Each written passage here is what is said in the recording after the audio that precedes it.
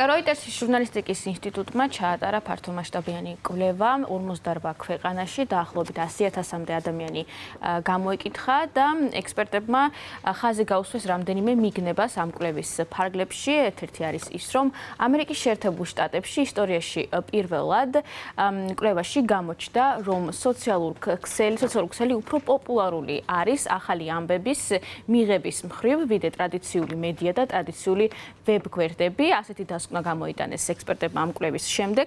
კვლევის მიხედვით ნახევარზე მეტი, დაახლოებით 54% ამერიკელებისა იღებს ინფორმაციას ისეთი ქსელებისგან, როგორიც არის Facebook-ი, X-ი და YouTube-ი, მაშინ, როდესაც ტელევიზიას ეყრდნობა 50%, ხოლო საინფორმაციო ვებგვერდებს 48%.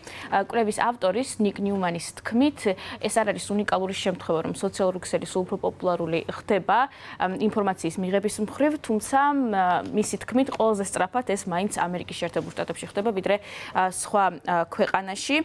Reuters-ის ინსტიტუტის კვლევის მიხედვით, ერთ-ერთი უბრალოდ ყველაზე პოპულარული პოდკასტერი, ვისგანაც იღებენ ინფორმაციას ინტერნეტში არის ჯო როგანი, დაახლოებით 22% გამოკითხულებისა ამბობს, რომ მიმდინარე კვირას, მაშინ როდესაც სტარდებოდა კვლევა, უყურეს ჯო როგანს, ან შეხვდათ მის მიერ გავრცელებული ინფორმაცია, ასევე სიაში არის ჯო როგანთან ერთად ტაკერ კარლსონი, Fox News-ის ყოფილი ტელეწამყვანი და ასევე მეგან კელი, რომლებსაც აქვთ ონლაინ თავიანთი გადაცემები.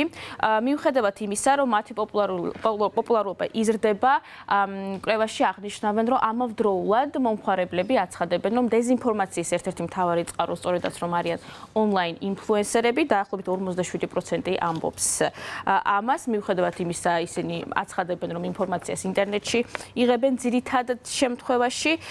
კვლევაში ასევე საუბარი არის განსაკუთრებით X-ის ზრდაზე, ყოფილი Twitter-ის, მას შემდეგ, რაც X-ი შეიძინა ილონ მასკმა, ძალიან გაიზარდა რიცხვი იმ ადამიანებს, რომლებსაც აქვს ძირითადად მემარჯვენე პოლიტიკური ხედვები, განსაკუთრებით ახალგაზრდა მამაკაცები, ხოლო ლიბერალური ხედვის ადამიანები ძირითადად ტოვებენ სოციალურ ქსელს, კონკრეტულად კი X.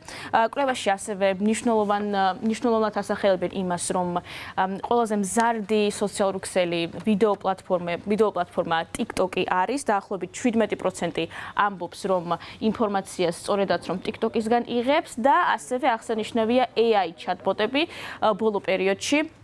როგორც აღნიშნავენ ექსპერტები, მოიმატა იმ ადამიანების რიცხვმა, რომლებიც აცხადებენ, რომ AI ჩატბოტებს, ანუ ხელოვნური ინტელექტის ჩატბოტებს იყენებენ იმისათვის, რომ მოიძიონ ინფორმაცია და გადაამოწმენეს ინფორმაცია, თუმცა ეს რიცხვი არ არის ჯერჯერობით მაღალი, რადგან ძირითად შემთხვევაში მომხმარებლები აღნიშნავენ, რომ ინფორმაციის მიღების მხრივ, ახალი ამბების მიღების მხრივ ჯერჯერობით ჩატბოტს არ ენდობიან.